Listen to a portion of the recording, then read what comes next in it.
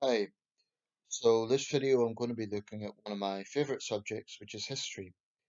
Um, Reason I'm in bed, it's cold outside. The snow, it looks beautiful, but it's pretty chilly, so yeah, I'm just being a bit lazy, staying in bed.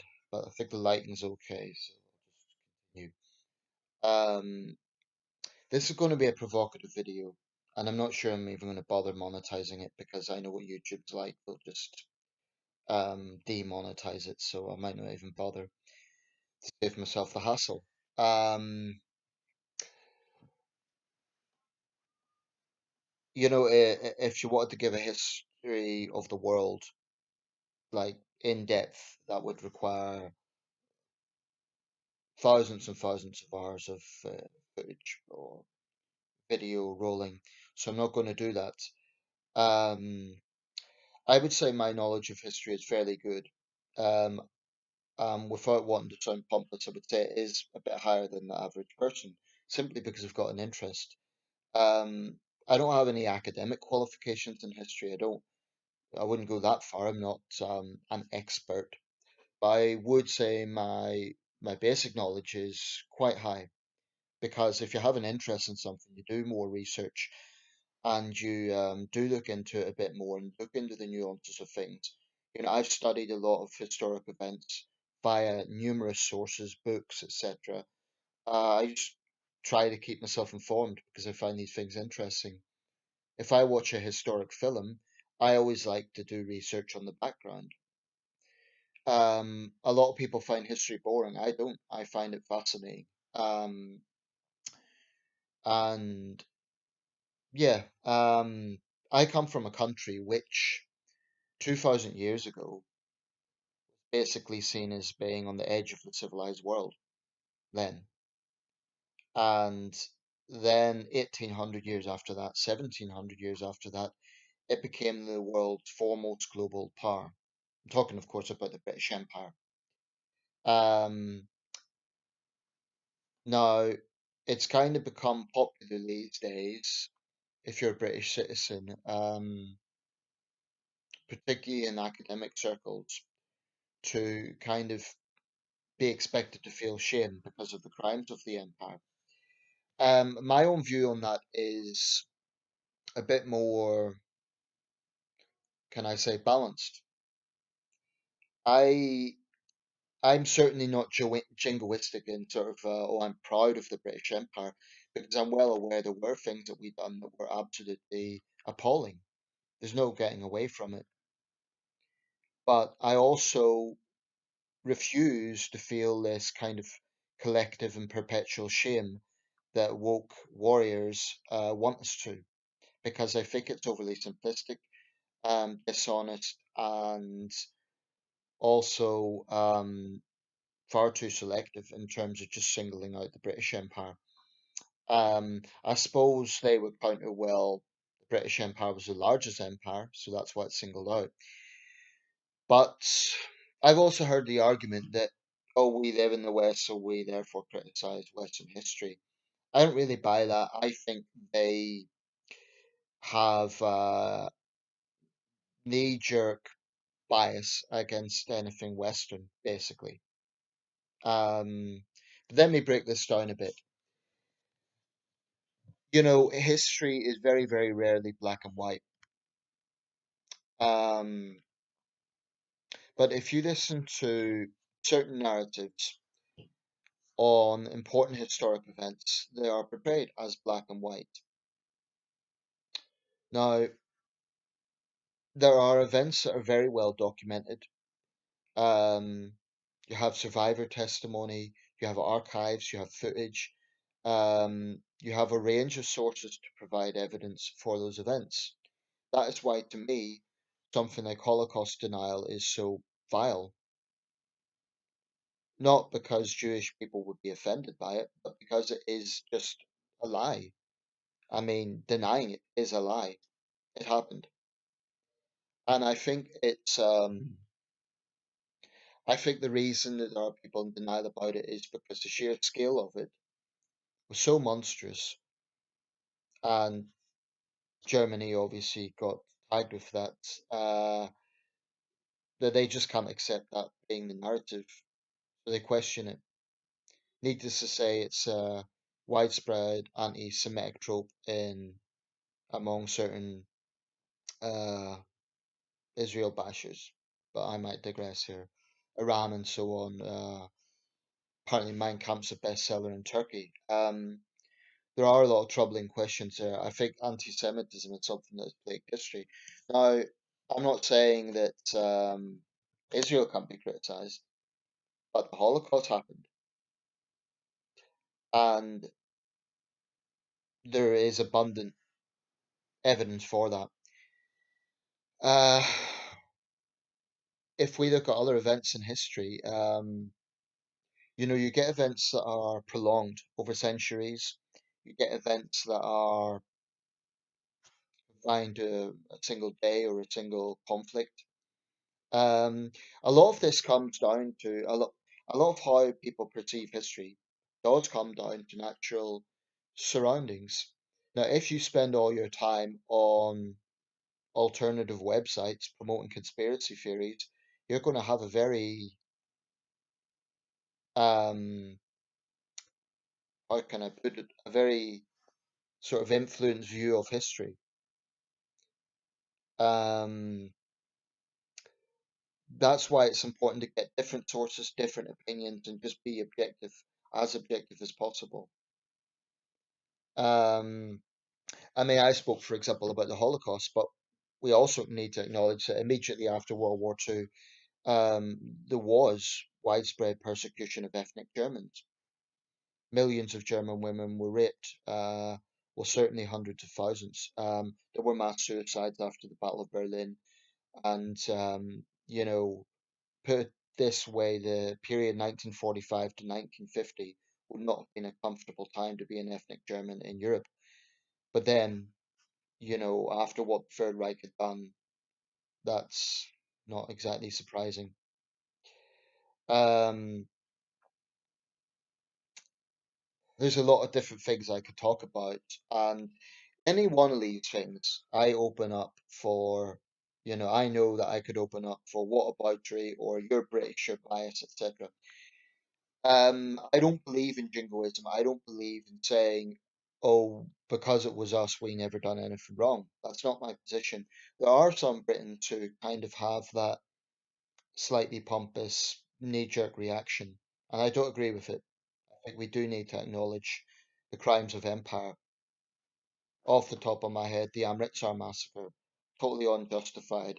It was a grossly disproportionate response to several missionaries had been killed, but that was a massacre of 347 men, women, and children, and some of the atrocities in Ireland as well, and there's many other examples. But I would say that when we're thinking about empires and the crimes of empires, context is extremely important. If you're going to judge the British Empire on its crimes, then you need to look at the size of the British Empire, look at other empires, and think, well, what did they do? I mean, the Belgians killed up to 8 million Congolese in rubber plantations. It was absolutely one of the worst crimes of the modern era. The French done some pretty terrible things, but I'm talking here about European empires, and this is where I so take issue with the woke narrative. They are only interested in attacking and demonizing European powers and Western powers, especially Britain and America. Um, you could point out that millions and millions dead in other atrocities from other powers throughout history. They're not interested in that. The Mongol conquests cost likely tens of millions of lives. They were extremely bloody, extremely brutal, extremely indiscriminate. But in modern Mongolia, Genghis Khan is still hailed as a national hero. Yet, just 50 years after the death of Churchill, 55 years, you already have woke warriors wanting to completely trash his memory because he did have some dubious sides to his legacy. But there's an inconsistency there. Why don't we see Genghis Khan as a brutal warlord? Because he was. and potentially a genocidal tyrant. Genghis Khan, like a lot of historic figures, was complex. He also had a lot of merits. Um, the integration of the Mongol armies, the religious tolerance, the relatively high position of women, things like that, perhaps are a better part of his legacy. And of course, the nationhood of Mongolia as a nation state.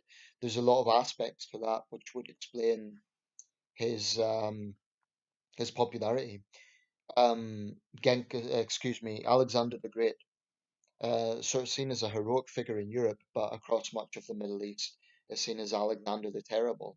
So a lot of this depends on perspective. One of the most oversimplified events in history, in my opinion, is the European colonization of the Americas. How often do you hear not just woke activists, but it's kind of become generic in left-wing histories that basically the Europeans went in and killed a lot of Native Americans because they felt like it. The reality is a lot more complex. And saying it's more complex is not downplaying European crimes. It's not downplaying exploitation. It's not downplaying massacres. But the fact of the matter is, it wasn't a case of one side was evil and one side was angelic. The Native Americans also committed atrocities. That's a historic, verifiable fact. One of the very first atrocities, actually, in Jamestown, I believe it was 1624, but it was around that time, those first few decades of the Jamestown colony. Um, and the settlers actually used that as an excuse for the clearance of, I think it was a Powhatan tribe for the next generation. Now, maybe that was a disproportionate response, but there was over 300 civilian settlers killed indiscriminately, men, women, and children, by the Powhatan tribe.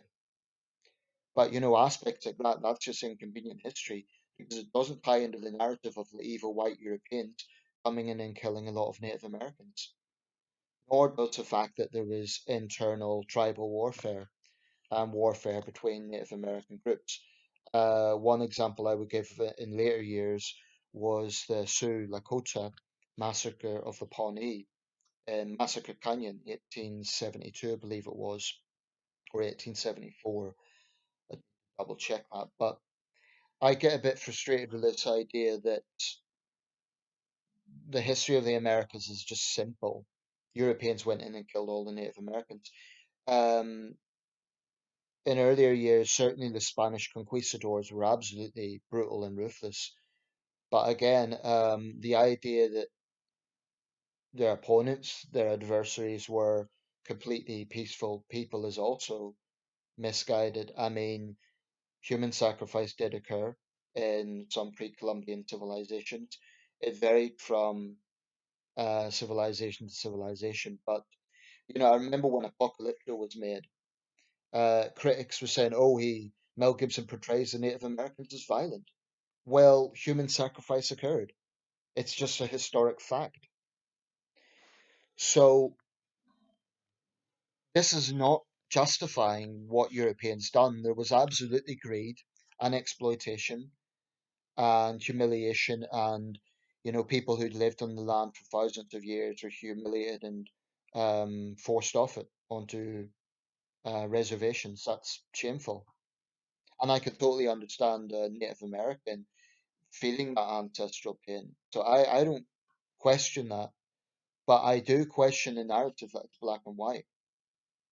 Um, and for that reason, I think sort of collective shaming is wrong.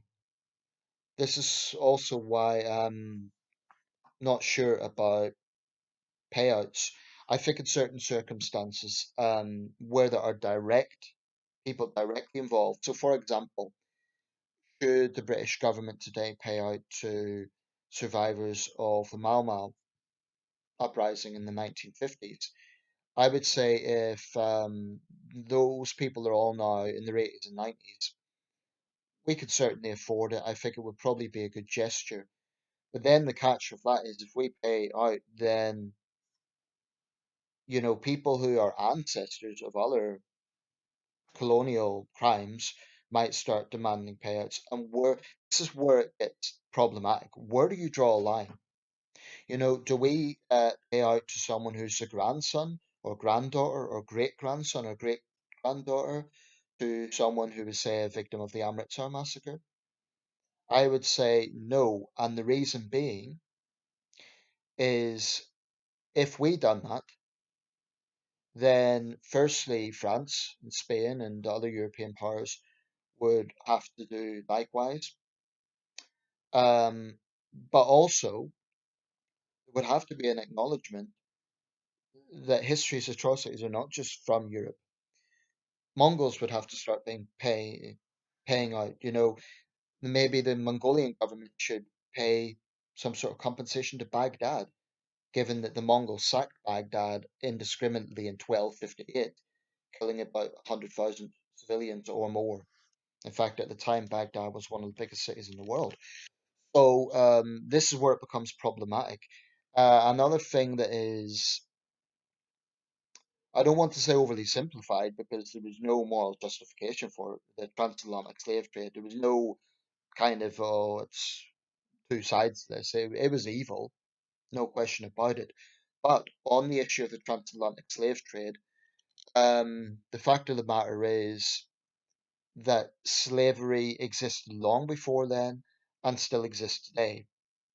Yet, for some reason, the transatlantic slave trade is far, far more documented, spoken about, brought up than any other slavery in history. Um, and again, there's a false narrative here that woke warriors won't acknowledge that their notion is only black people have been slaves or only brown people have been slaves. So when they put this dangerous view of history, oh, the white people just have their racist overview of history. There were white slaves in history. I mean, when the Roman Empire conquered various tribes across Europe, those tribes would have been, in all likelihood, ethnic Caucasians. There were British slaves of the Romans. There were Germanic slaves of the Romans. Um, and then later on, Barbary slave trade. I've spoken about this before. It's largely been erased from history, even though it was a very palpable slave trade. This occurred in the late 17th, early 18th century, where white Europeans were literally kidnapped by Barbary pirates, and for years, European governments were having to pay them off until eventually they did the Barbary Wars. I've actually a big painting, well, it's a print, in fact, of the bombardment of Algiers in the Barbary Wars of the 1810s, when British and American fleets took on these Barbary pirates. But this was a slave trade. Um, so why is that forgotten? Is it because maybe the ancestors have moved on? Is it because it's just been far less documented in film and stories? Who knows? I guess some would say that the consequences of the transatlantic slave trade with the African American experience is still felt today. And there may be some truth in that. I'm not going to totally dismiss that. I'm not going to say that things are perfect for African Americans. However, and again, I'm getting into controversial territory here, but things need to be discussed. Um, Critical race theory, right? I just don't see what it does in any positive way whatsoever, other than tell one group of people you are perpetual victims and tell another group of people you are perpetual tyrants. It's to me deeply, deeply harmful way of indoctrinating young people. I think the way we should approach education on a subject like the British Empire is with some balance. I don't think we should censor the negative side of our history. Certainly not. But I would argue that we don't. If you look at, I mean, consider this: the city of Leicester in the UK has a statue of Gandhi. Now, think about that. The colonial power that did cause a lot of suffering in India puts up a statue to the man who led the independence movement against this empire. Now, surely that's introspection on some level. Surely that's acknowledging this was a great man and the cause was worthy. Could you ever see that happening in a country like China, where they'll put up a statue to the young guy that stood in front of the tanks? And I know it's not a simple case of whataboutery. The world's not an equal place, so I don't expect other countries to have the same standards as Western Europe. But I am sick, frankly, of woke activists constantly running this country down and constantly running down Western civilization. The fact of the matter is, however the West got its power, exploitation, imperialism, and so on, there was also ingenuity, there was also great progress. And the fact of the matter is, the West built the modern world. And I would argue specifically the British Empire. American power today comes out of the British Empire. So this small country played a very large part in shaping the modern world. The English language, the Westminster system of government, rule of law, all of these things came from this country. The jury system. So I'm not saying don't criticize the British Empire. I'm just saying let's have a bit more balance. And, when woke activists demand that statues are torn down, um, I see that as a sort of cultural revolution.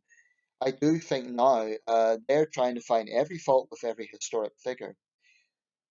I made a video recently about the lynchings in the United States, and I do think there needs to be a real honesty about how awful that was. And I say the same for Britain. I say if some of our great historic figures had links to the slave trade, okay, let's acknowledge that. Let's put it on the plaque. Let's acknowledge that as their official biographies. Let's not downplay it. But tearing down statues today, um, I'm not convinced that's the right approach. If there is enough of a democratic mandate, i.e., if you have in a particular town or city a majority, a clear majority of the public says this statue should come down, then bring it down. If it's 50-50, or if there's a majority that want it to stay, then let it stay, but sort of put an education format. Say, this person was a great sailor, a great adventurer. He also was involved in the slave trade. I think that would be a reasonable, honest, and appropriate approach. But I am sick and tired of woke activists constantly vilifying this country's achievements and success. I mean, do I feel proud of the British Empire? Yes and no. That's the most honest answer I could give. No, because I'm not proud of the terrible things that we've done. But yes, because frankly, for a small country in Northwest Europe to become a global hegemony, hell yeah. Yeah, I have some. Uh, how can you not? How can you be British and be absolutely. You see, this again is a sort of woke way of thinking where they expect us just to bow our heads in shame. It's a very bleak view of history, in my opinion. Uh, I know like a video like this will probably be preaching to the converted. Maybe not. Maybe I'll get some hostile comments. That's fine. People are entitled to their opinion. But I just want to see a bit more balance. I mean, I am concerned about the direction that our education establishments might be going in, whereby woke activists are demanding that it's only the negative is taught. So students are taught about the British Empire. they're going to be taught that the evil British came in, enslaved everyone, and killed everyone just for greed. Um, the nuances of it need to be looked at. Comparisons with other empires, imperial competition, economic context of the time, a lot of factors. Neil Ferguson's book on empire, I think, is a very um, good way of looking at it because he doesn't gloss over the negative side, but nor does he apologize. Um, so I think that sort of outlook is correct. Um, I don't know. It does bug me because I do love my country, and I just think it's not even about saying, "Oh well, they're running our country down." The point is their oversimplification of history is ignorant. They're not as enlightened as they think they are.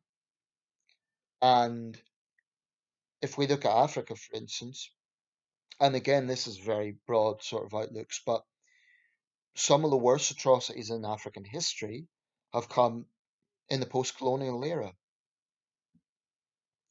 And again, I get a bit tired of that constantly being scapegoated on Europeans. When African dictators slaughter their people, or when you get brutal and bloody civil wars, yes, we can blame the arms dealers.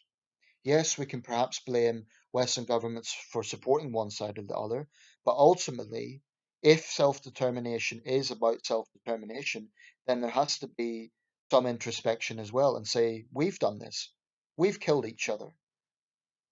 I mean, in Rwanda, there's been a lot of hard work for reconciliation. That's the and it's not perfect. There's still a lot of question marks over genocidaires. I think that's a French term. Um, But the point is, some of the worst atrocities in Africa, some of the bloodiest wars have come in the post-independence era. Now, I'm not saying that that's justification for empire. I'm just saying that's something that is hard to argue against. As an example, the Anglo-Zulu War cost several thousand lives. Um, take any civil war in the post-independence era, these were far, far deadlier. As an example, the Second Sudanese Civil War, 2 million dead. The Second Congo War has been quoted as high as 5 million dead, although a lot of that's from disease. But anyway, I digress a bit. I could bring a lot of things into this, but we now are in a situation, and you get this across the Western world, and you get it in countries that were impacted directly by colonialism, this demand for sort of Western guilt. Well, I say, okay, let's be honest about it, but let's also have consistency. So, particularly in countries that were colonized, they themselves don't have squeaky clean records. India, um, Operation Blue Star 1984, the Indian government killed thousands of Sikhs. That's within living memory. That's not going back to the sort of time period of the Amritsar Massacre, first Amritsar Massacre. And something like this is always, if you are of a woke mindset, you're going to be saying, "I'm a right wing a hole. I'm just trying to defend the empire, etc." My words will be falling on deaf ears. I get that, but I am going to say what I think is the reality, and I just want to see a bit more balance. I want to see a bit more honesty that it isn't just European and Western powers that are responsible for all the world's atrocities. Very far from it. In fact, the bloodiest conflicts in human history, apart from the world wars, almost all occurred in China. Look at ancient China. The An Lushan rebellion cost upwards of 30 million lives based on demographic changes. There was bloodshed in history you cannot imagine that I would argue far exceeds anything European empire has done. But it was internal, so let's ignore that. And I think that could be perhaps a reason why European empires are so singled out because we did invade other countries and occupy other countries and colonize other countries. Um, Although I should say colonization and invasion is not the same thing, because the British East India Company, the point is it was trading mechanisms in the European power struggle. We didn't just go in and kill lots of Indians. We needed the Indians, in fact. So anyway, I digress. There's a lot of different ways to look at this. But I am sick and tired of woke activists constantly running down the West and every aspect of success being questioned. Um, I do think this is starting to amount to a sort of cultural destruction. You know, why the hell shouldn't we have some national pride, just like every other country on earth? If it's okay for India to have national pride, why shouldn't Britain? Why shouldn't France? I think the line is like, don't let it get into territory of being pompous and jingoistic and dishonest. And that's where I would probably differ from some on the right. But woke and so-called progressive activists who constantly want to shame the West and tear us down, I'm sick of their nonsense because I don't think it helps. It's not honest. I don't think it helps in terms of education. Um, So something like, and I'll quickly round up with it, something like the colonization of the Americas. Let's just look at the complexities of it. Let's look at the challenges faced by settlers and Europeans who arrived there, and let's also look at some of the bad things they've done. Fine, but let's not have a situation where it's the evil came in and killed a lot of Native Americans, and that was it. It is not that simple. And I'm tired of these little armchair historians who make their little comments online when you can tell they don't know what they're talking about. I'll leave it there. Lot to cover, and I imagine this one's going to get a bit of feedback.